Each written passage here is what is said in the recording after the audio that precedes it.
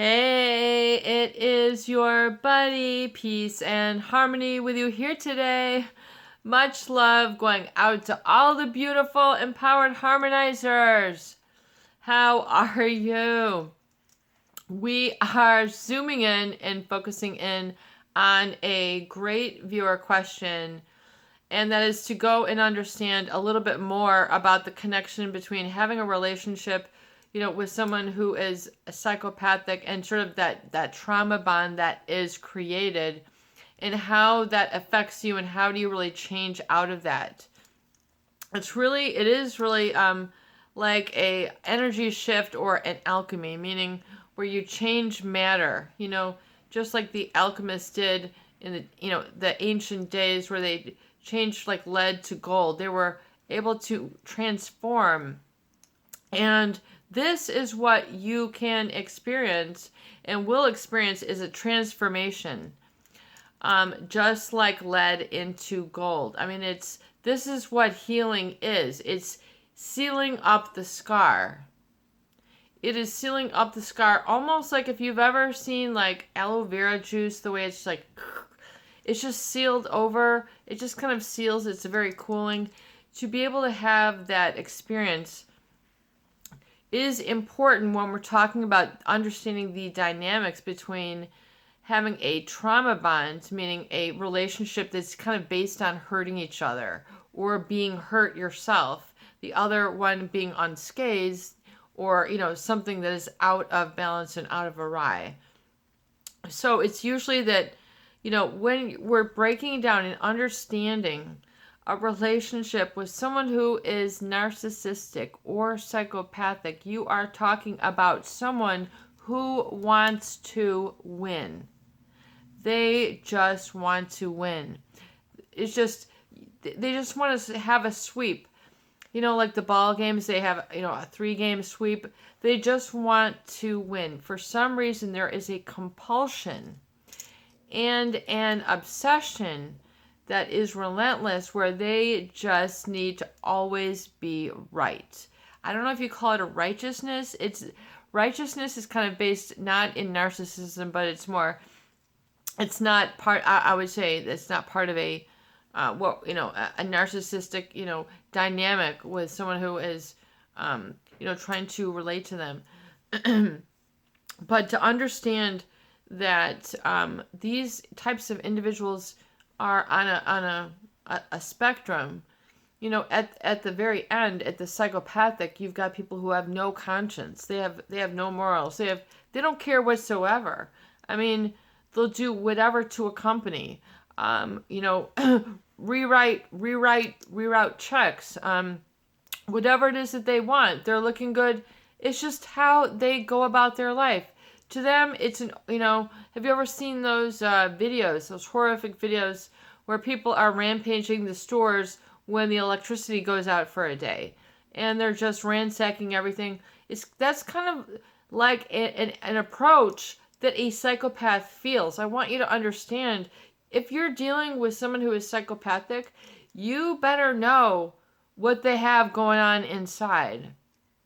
If you're going to be close or associated with these people, you need to know what's under the hood. You need to know for real. Like, and if you find out the for real is vapid, nothing there, okay, which is horrifying. If you've ever seen it's like what seems to be almost like some sort of etheric corpse in front of you that changes colors, and they're just the cruel, it just feels like a demonic. Anyway, we're not talking about that. We're understanding that when we talk about the trauma bond and then the connection to the narcissistic relationship, and how it makes you vulnerable, but it's like a perfect fit, piece in a puzzle, snaps right into place. Boop, you belong here, and so it's a perfect fit. It's a perfect match, especially in the beginning, but it's not a long-standing relationship. It can't withstand. A narcissist oftentimes is commitment-aphobic. They have a phobia of commitment. What if there could be something better? What if I should be doing something more? What if I have an impulse to move? What if I meet a darling, just this sort of grandiose fantasy that they always have several exit doors for themselves, and they're always sort of in, I feel, what is like an emotional cocoon. They're just sort of there, but they have just sort of this gel around them that just appears somewhat protective of them, and it's a defense mechanism.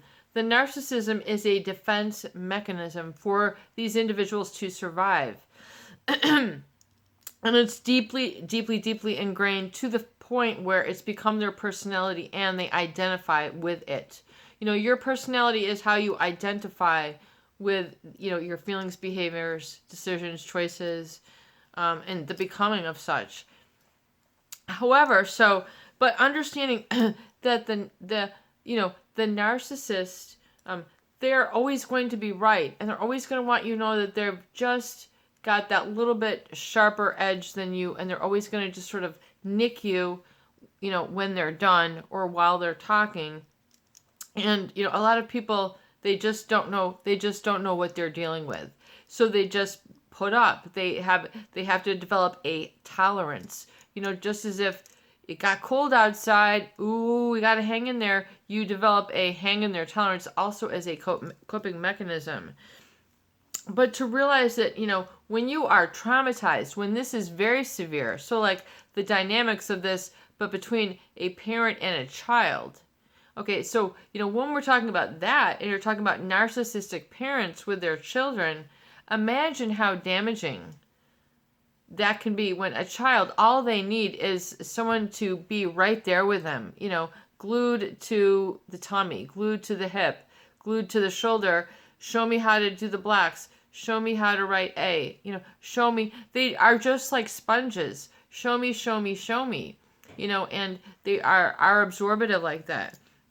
But when you are, you know, a narcissistic parent, they develop an envy and a jealousy over the development of that child. Because here they are, they see this new little child, so innocent, pure, you know, what have you. And if they have an internal scar, narcissism, you know, feeling I must be superior, I must be better, I must be the win, I must be the above, I must be the taller building, I must be the bigger tree, I must. And so if that is on that dynamic, and then all that we talk about on the channel about narcissistic parenting, so I didn't realize we're going to get into this, but let's just explore this, because I think that's part of their question.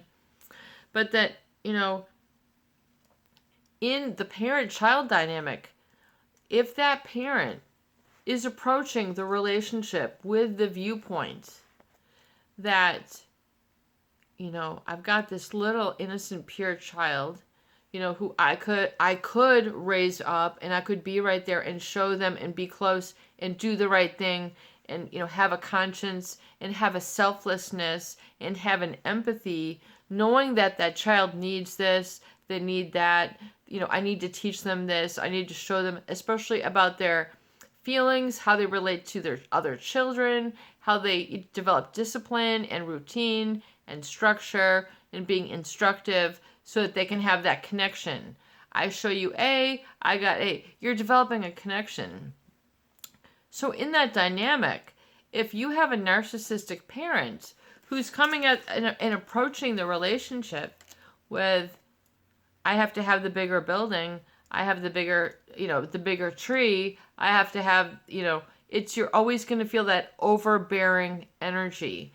And it's just like, it's literally like I am a force to reckon with, or, you know, there's just no you know, there's no mutuality. There's something there that is just not going to rub you right. It's going to fend you off. It's their defense mechanism, which makes them, that they have to appear, oh, I don't get sick. I don't, you know, whatever it is, their superiority complex. You've heard about the inferiority complex.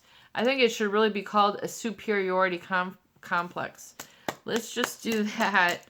Let's call it the superiority complex. But understanding that, you know, in the beginning, if you were traumatized as a child, this was an automatic process. This was an automatic process. If you were traumatized as a child and understanding the dynamics. So you can probably relate this and parallel this to your relationship with your spouse, or whomever it is at the workplace, or wherever it is this has got you entangled. So understanding that when you are in a relationship, you didn't see it in the beginning. You didn't see the colors. Who would? You really can't. We've discussed why we don't see the red flags. But, if you are trying to understand how that connects, is to understand that, if once you are sort of threatened, either by them leaving you, children also are threatened if their parents leave them.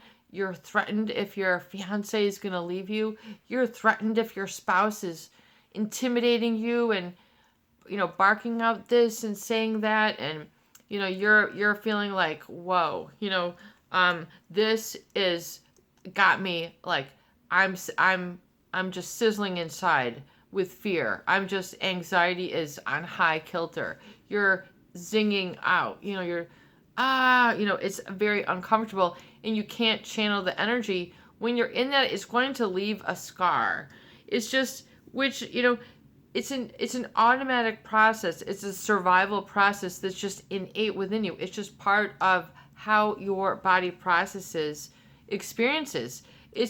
I think that's why I want you to understand the kind of quantum energy experience with this, meaning just sort of the quantum energy, meaning once you completely surrender to the learning of this, because this is what it is. It's a learning of relationships and learning in life. I mean, it's a very crucial sort of etching, sort of embossing in your mind, engraving in your mind certain memories, and then certain processing of those. So to understand how trauma interacts with narcissism is that oftentimes that since narcissism is created earlier in their life or at formative years, for a lot of our viewers, I know that came between the ages of 0 to 7, and continued thereon for the rest of their life. We also have a lot of viewers who, unbeknownst to them, they've just completely discovered it, and they're like, this is 43 years for me. And then others who are like, just seeing this in their significant other, and it's maybe, 2 or 3 years, and they're just trying to blossom, but the blossom ain't happening. So it's to understand that this creates a trauma. So if you feel threatened, your body is acting as if you had seen a bear in the woods or what have you. It's just that alarm system goes off in you, that autonomic nervous system, fight or flight. It gives you that burst of energy. Your eyes go, whoa, so your peripheral vision is, these are all just instinctual survival, part of your personality. You got it going on. This is your self-protection mode. But if you are in a relationship with someone who is narcissistic, who has that win mentality, then no matter what you try to do, you zigzag, it does not matter. They're going to, try to shut it down. It's already pre-calculated. They are already ahead of your game, which is it creates a scar because you did not intend the relationship to be a game. You had something inside that you felt that was more meaningful and genuine and real and enduring. And this, you had the trust, but you cannot trust when someone is going to try to wound, because the root word of trauma is wound. And, it's basically, it creates a scar where there's pain, unfeeling, and it just creates a rigidity or stubbornness or a resistiveness. I would call it more of a resistiveness or self-limiting beliefs. We need to get some understanding of these terms so you can understand what's going on inside. That also, it creates I'm just reading my, the discussion that I wanted to bring up is that it also creates, when it's very severe, it creates a dissociation with the self to cope. It creates a dissociation with the self to cope, meaning like, hey, I gotta check out. I'm gonna see you later. I gotta poof out of here. I gotta vanish because what's going on here ain't for me. I just gotta put it up and shut up. And then part of you just is like a bubble that pops. Maybe it puts a little bit of those bubble stuff, that bubble liquid. It just goes boop. And then all of a sudden you just feel like a collapse almost of a personality, or a collapse of identity, a collapse of feeling, a collapse of knowing. It's just like a collapse. It's not just like a mental breakdown. It's just like, nope. What was, it's just not the structure where we were going up. It ain't going. It's shutting down. So a lot of people get very, very scared by this feeling. They don't know what's going on. Give me a mental health professional to help me because I can't get over this. We gotta vamonos here. We gotta go. We gotta keep it moving. The problem with the trauma is that it creates this scar. It creates this sort of numb or unfeeling rigidity. I think is the key part also is the rigidity, which is the resistiveness to change. The tools that we talk about here. Are you guys doing the Astromation box? Guys, this is so powerful. It is sick. It is sick how powerful it is. You think you're down and then you're smiling and you can't stop smiling when you start getting this going on. You wanted to get out of the trauma. You want to get out of the rigidity. You want to get out of that unfeeling and pain. Okay, pain, unfeeling, and rigidity. PUR. Let's just call it the PUR state. That's actually a good idea. I like this. If you guys are with me, high five me, man. Give me a comment that says high five. We're just kind of creating on the go, on the spot here. It's to understand that early trauma, or even trauma by a psychopath, with someone who has no conscience. You are not dealing with a person. You are dealing with an ice cube of a matter that somehow appears human-like, but there's no feeling within, okay? You have to understand the depth of that statement. If you have dealt, and I would love to hear from you about your experiences, comment to me, email to me, share your stories here, because it is something very difficult, I think, for people to relate until they've actually seen it with their own eyes and have felt it and go, that is the edge of something awful, okay? And you don't got to tell me twice. You just know it. It doesn't say there's no warning sign. You don't see an arrow. You don't see flashing lights. You don't see warning, keep out. You just all of a sudden go, ooh, oh my.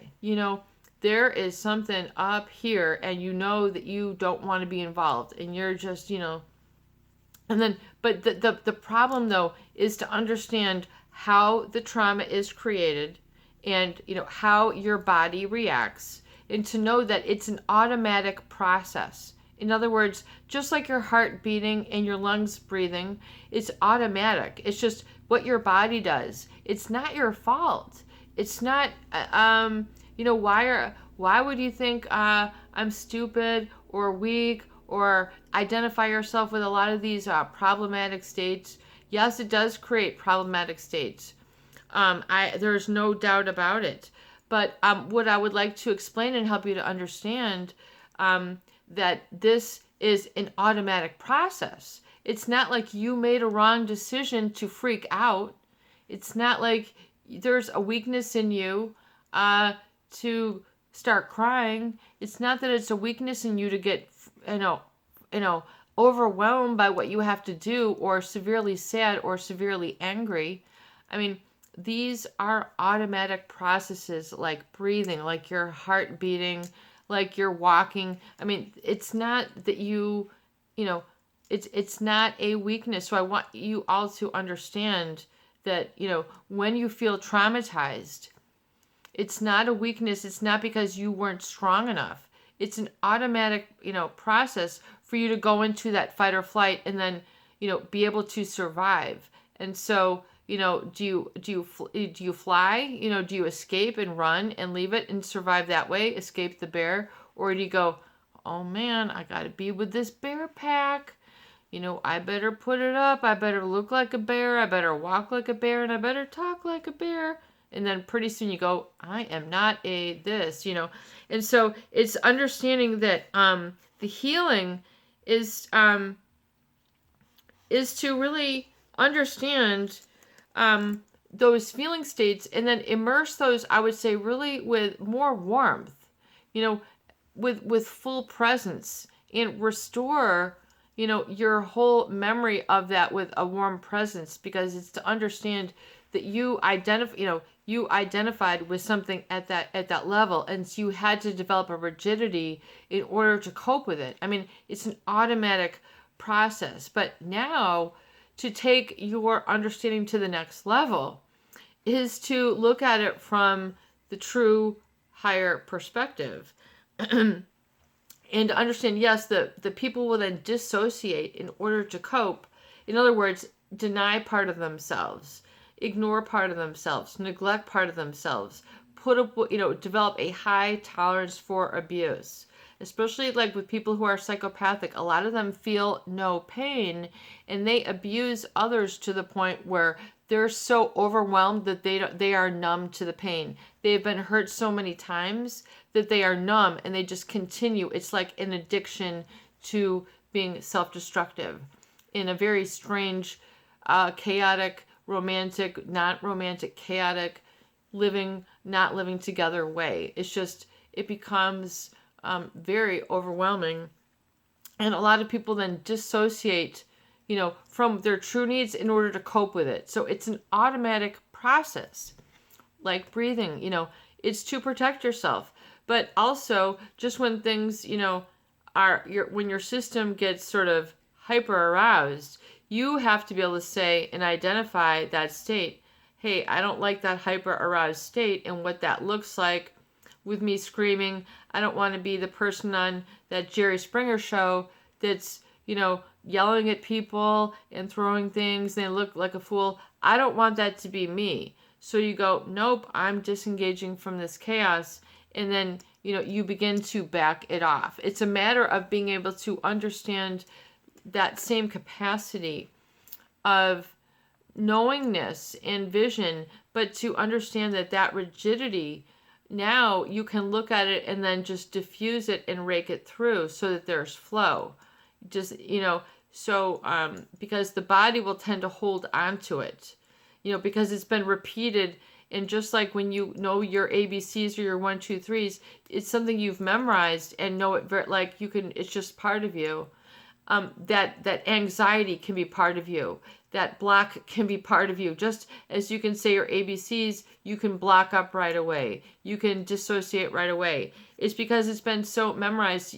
You rehearsed it so many times to tell the teacher, to tell your father, to tell your mother, but then getting over it is when you go, man, what the picture you're painting of me, I really got to break it to you. I'm something else. And you break out of your shell and you're like, I need freedom, And so because you develop a shell, a resistance, a thick skin, some people call it the false self, the reaction formation, Freud. Wow, we're talking about some cool psychology here, gang. Cool. And so it develops that thick skin in order as a protective mechanism, and it's resistant to change because it's to protect, especially if you're repeatedly exposed to a dynamic of a narcissist they're programmed to have a superiority complex. And then, or with a psychopath, with someone who has no conscience, no morals, no regrets, and will completely hyper arouse and then vanish on people, and feel nothing, is, part of how that creates the wound, that rigidity, that defense mechanism to begin with. So, softening that up, is to understand that was a normal reaction then. That was a normal reaction then. And kind of give that reaction back to the moment when it was created. And go, man, I got that reaction well. And then just, begin to breathe and like release it and let it go and say, I've learned that. I'm going to release all this tension and let it go. I'm going to release, and then you envision, your body relaxing, and you say those words out loud, and you envision, and then so you're releasing part of that rigidity that the trauma has created, because you want to be more flexible. You want to be able to be more responsive, to go, a little bit here, a little bit there throughout your day, your waking day, in your evening. You want to be able to be resilient. You want to be able to be responsive. You don't want to feel locked into this or locked into that and unhappy. That feels like stagnation, rigidity, being oppressed. So that's part of the feeling, I feel, that is originated and stamped on and sort of embossed in the others whom they associate with. It's like, I'm the number one and you're two. They just start naming things. They just start numbering things. You didn't even know you were a two until you walked up to them. You go over to someone else and you're a one. Do you see what I'm saying? Everybody can be a one, a number one in their own right, in their own skin, in their own strength. What is wrong with that? But the narcissist, they want to be the dome on top of it all. They have a compulsion, an obsession, an insatiable need for attention. Insatiable, cannot be quenched. They can't get enough. I mean, I'm not saying that it's literal. The statements are literal. They can't get enough of it. As a narcissist will tell you, they're going to keep the buzz going. For them, they're on a grandiosity high. They're on a pathological lie high. They're on a exploit others and be judgmental and have that superiority stance about them, and seem that they're the only things that glitter, are them. All that glitters isn't gold, it's them. Whatever, to the degree that you've related to this person. But you have to send some warmth into those areas of your body, meaning send some compassion to yourself, the way that you would have like empathy and want to hug somebody who had been hurt. Give that same reaction to yourself, man. And really just be there with yourself for a moment. Do you see what I'm saying? Because then you can, now that you've advanced, matured, and grown, and you're learning these tools and applying them, you can then understand, wow, I see how that was just put on me, and then this was just an automatic response, just like breathing, and that's what got me through, and so it is. But now you say, I want to change that rigidity so I don't feel locked into and attracted to the same type of person, which is a narcissistic type for you, psychopathic type, covert narcissist. Don't go there. If you need to spend 2 more years alone, 3 more years alone, or many more years alone, instead of being attracted to the wrong person, you got to get it right with yourself. If you need to do that, then you are in the right spot. But you also need to be there and own it, and get help with, ease up that rigidity within your body and within your thought process, so that you have some buoyancy, I think is the right word. I remember that being a key concept in an English class that I took in college. The professor, we were reading, one of those big, thick, it was literally this thick a book. You'd come into class back in the day, you got books up here. This thing's, 600 pages. I still have it in my library somewhere. But we were reading, and he said, what is the meaning of buoyancy? And he pointed to me, and I just said it was the ability to sort of bob about. And I didn't really know, but buoyancy is kind of like the way a buoy will sort of be in the water. It'll just sort of be up and down and sort of just go and be adjustive and just sort of, it's just, at harmony, but it's also at peace. So if you can develop more of a buoyancy and break through that rigidity and just break those routines every 20 minutes, if you find yourself stuck, go for a quick, walk to the mailbox, go to the bathroom, get an extra drink of water, fold a couple things, change it up, like just even for 2 minutes, you'll develop a buoyancy, you'll develop a flexibility within, and you won't feel so locked into that puzzle piece, snap fit, perfect fit with the narcissist and the victim mentality. That you ain't gonna fit there anymore because that rigidity has changed. That outer shell is dissolving and is going to continue to dissolve, so it can be more in the flow and more at ease and balanced.